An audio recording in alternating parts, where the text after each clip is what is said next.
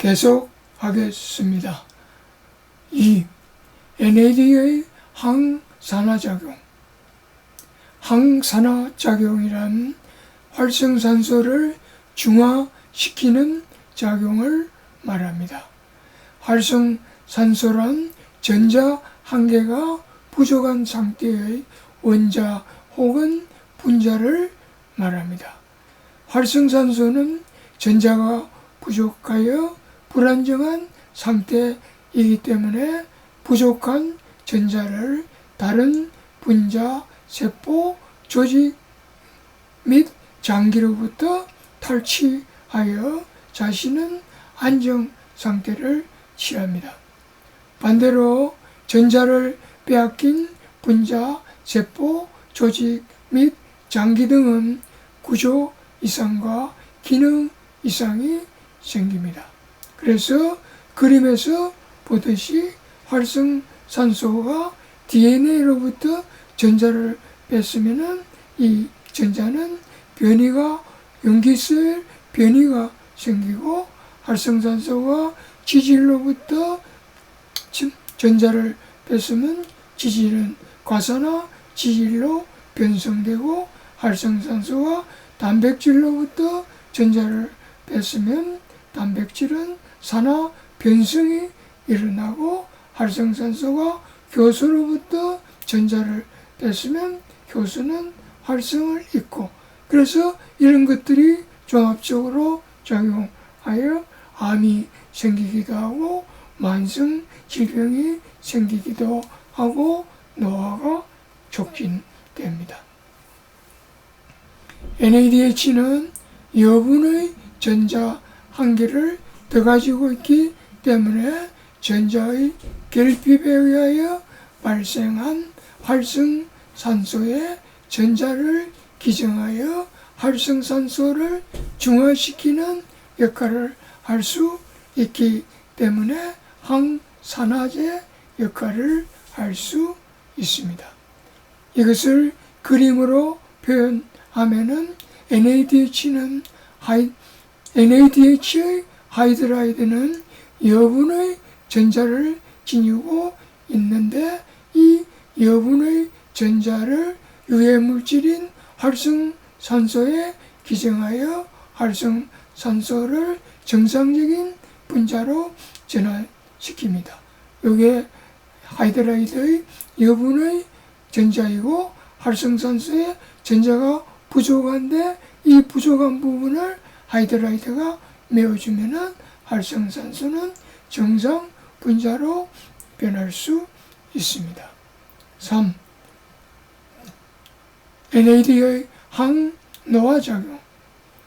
노화의 원인은 복합적인 요인들이 작용하는 것으로 알려져 있기 때문에 어떤 하나의 원인을 지목할 수 없으나 그래도 많은 과학자들은 활성산소의 축적이 노화와 밀접한 관계가 있다고 말합니다. 노화의 원인이 활성산소와 관계가 있다고 본다면 NADH는 강력한 항산화제로서 충분히 노화를 지연시킬 수 있다고 기대할 수 있습니다.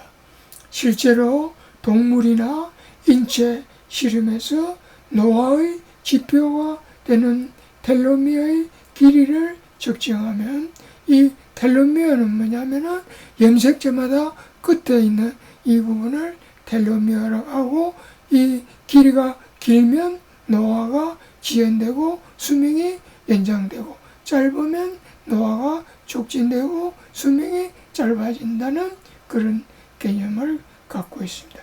그래서 이러한 텔로미어의 길이를 측정한 결과 NAD 전구체를 투약한 그룹은 대조군에 비하여 텔로미어의 길이가 2배나 더 길어졌다는 연구가 있습니다. 다시 말하면 이 2배라는 것은 노화 지연이 2배로 지연된다는 뜻입니다. 4. NAD의 항바이러스 작용. 코로나 바이러스를 비롯하여 대부분의 바이러스 질환은 체내의 활성산소 수치가 높은 사람에게 잘 걸립니다. 뿐만 아니라 대부분의 바이러스 질환은 항산화제가 치료에 도움이 되는 것으로 알려져 있습니다. 그래서 NAD는 강력한 항산화제로서 바이러스 질환의 치료제로 사용할 수 있습니다. 정례 보호에 불과하지만 NAD를 이용한 바이러스 감염 치료에 대한 미국의 치료 사례를 소개하겠습니다. 중증 코로나 바이러스 감염으로 진단받은 환자가 11일째 되던 날 심한 염증과 호흡 곤란이 발생하여 생명이 위태로운 상황이 되었습니다. 그래서 호흡 유지장치를 사용해야 했습니다. 담당 의사는 이틀 연속 NAD 전구체를 치료제로 처방했습니다. 12시간이 지나자 호흡 곤란이 성공적으로 개선되었고 혈액 검사에서 백혈 수치가 정상으로 회복되었습니다. 36시간 후 환자의 혈중 산소 농도와 체온은 정상 수준으로 돌아왔고 염증도 점차 가라앉았습니다. 환자는 이후 호전되어 23일째 완치되었습니다. 5. NAD의 후성 유전학적 작용.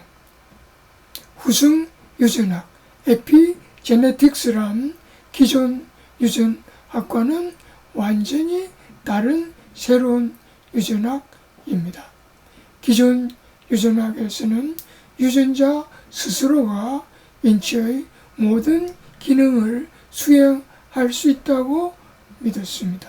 그러나 후성 유전학에서는 유전자 스스로는 아무 기능도 할 수 없다고 말합니다. 후성 유전학에서는 모든 유전자에는 유전자를 켜거나 끄는 온, 오프하는 유전자 스위치가 있다고 말합니다. 그리고 이 유전자 스위치를 후성 유전자라고 부르는데 이 후성 유전자를 연구하는 분야가 후성 유전학 에피제네틱스입니다. 유전자 스위치, 즉 후성 유전자는 A. 히스톤 아세틸기, B. DNA 메틸기, C.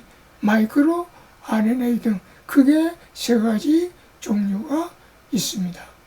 NAD는 세 종류의 유전자 스위치, 즉 후성 유전체에 작용하여 유전자를 발현시키기도 하고 혹은 침묵시키기도 합니다.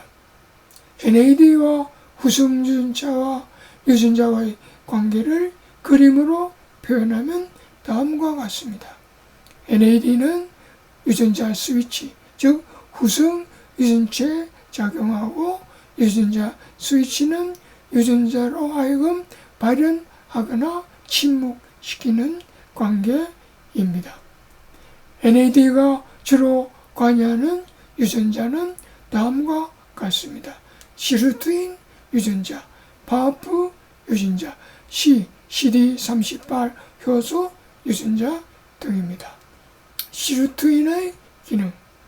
NAD의 영향을 받고 생성된 시루트인은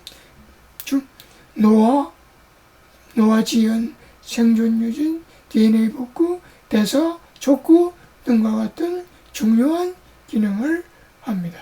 파프의 기능.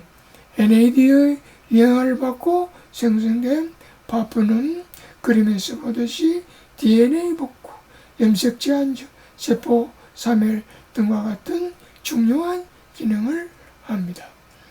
CD38 효소의 기능. NAD의 영향을 받고 생성된 CD38 효소는 노화 지연, 미토콘드리아 기능 촉진과 같은 중요한 기능을 합니다. 다음에서 계속 하겠습니다.